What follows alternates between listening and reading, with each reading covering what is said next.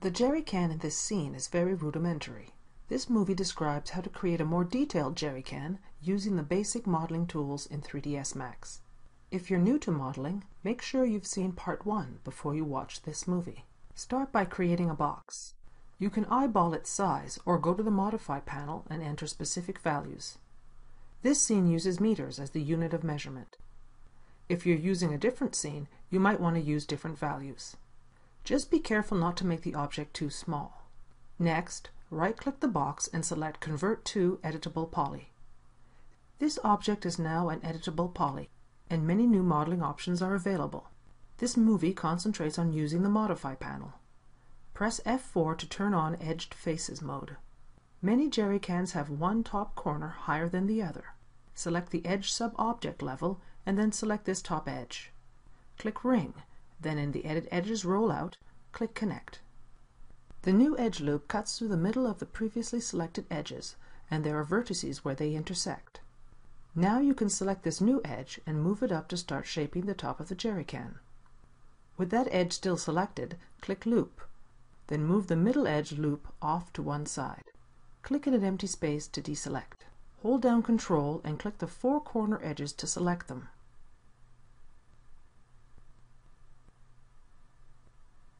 Click the Chamfer tool and drag on one of the selected edges. The corners look good, but chamfering created 6-sided polygons, which can be a problem. 6 is an even number, so you can divide each 6-sided polygon to obtain quads. Select the vertex sub-object level. Turn on Cut mode. Place the mouse directly over this vertex. Make sure the correct mouse icon displays, and click to mark that vertex as the start of the cut. Next, place the mouse directly over this vertex, and click again to create the cut. Finally, right-click once to finish the cut. Cut 3 more times so that all the polygons are quads. As you work, remember you can press Escape at any time to cancel.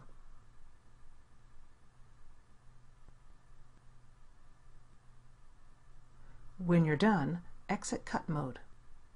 To create the spout, prepare this polygon for more divisions. Select the Edge sub-object level, select this horizontal edge, and click Ring. Click Connect to create another edge loop.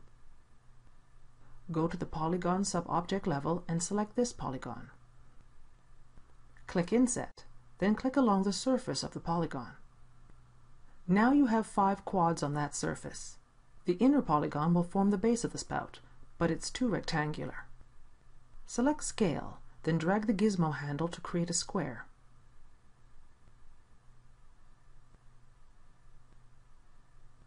You'll need more subdivisions to make this square round.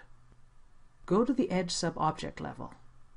Select this edge, click Ring, then click Connect. Select this other edge, click Ring, and then click Connect again. You've added more vertices to the square, and all the polygons are still quads. Go to the Vertex sub-object level. Constrain vertices to edge to slide vertices along edges. Now your goal is to move vertices to create a shape that is roughly circular. Scale these 4 vertices outwards to create a circular shape. When you're done, make sure to constrain vertices to none to turn off the edge constraint. Now that you've created a rounded shape, you can extrude the spout.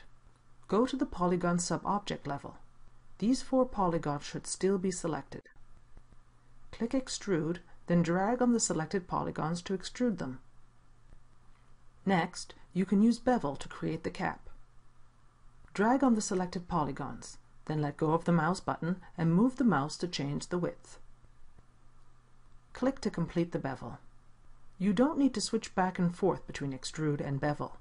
With Bevel still active, drag to extrude the selected polygons. Release the mouse button without moving it, and click to confirm the extrusion. Remember, you can press Escape to cancel while you're beveling or extruding. If you've already clicked to confirm the change, you can still press Ctrl-Z to undo.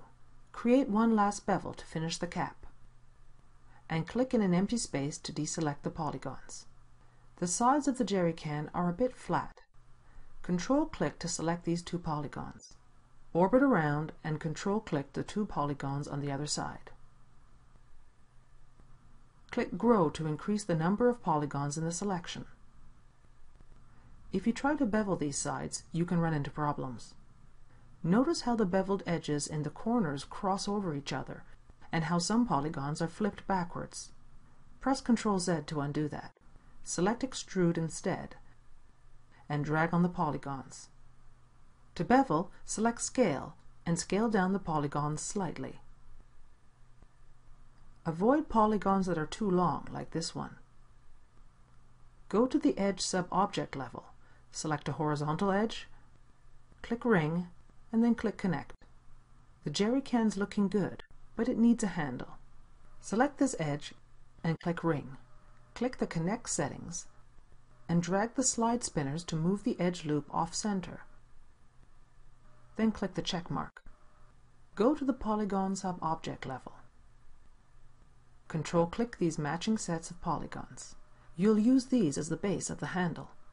Like you did for the spout, select Inset and drag on the selected polygons slightly. Exit the Inset mode, then drag the gizmo handle to scale the polygons into a smaller rectangle. Click Extrude and drag to extrude both ends of the handle at once. If you wish, you can scale along the x-axis to narrow the top of the handle. Extrude a second time. The height of this extrusion will determine the thickness of the top of the handle. Click in an empty space to deselect the polygons and exit the Extrude mode. Select these 4 polygons, then click Bridge. You've finished modeling the parts of the jerry can, but it doesn't look very smooth. Exit the Polygon Sub-Object level.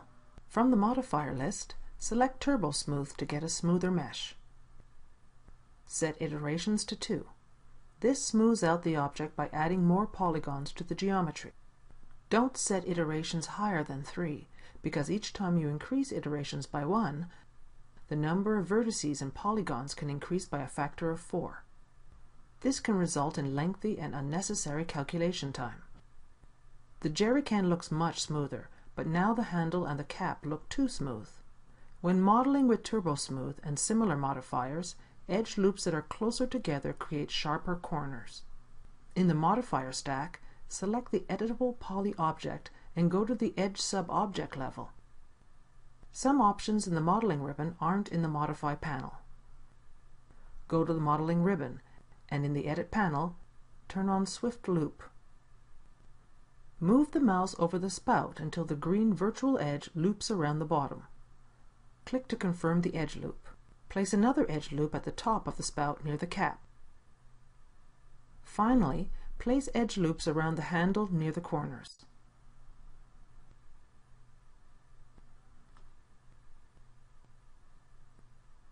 Click Turbo Smooth and press F4 to see the result.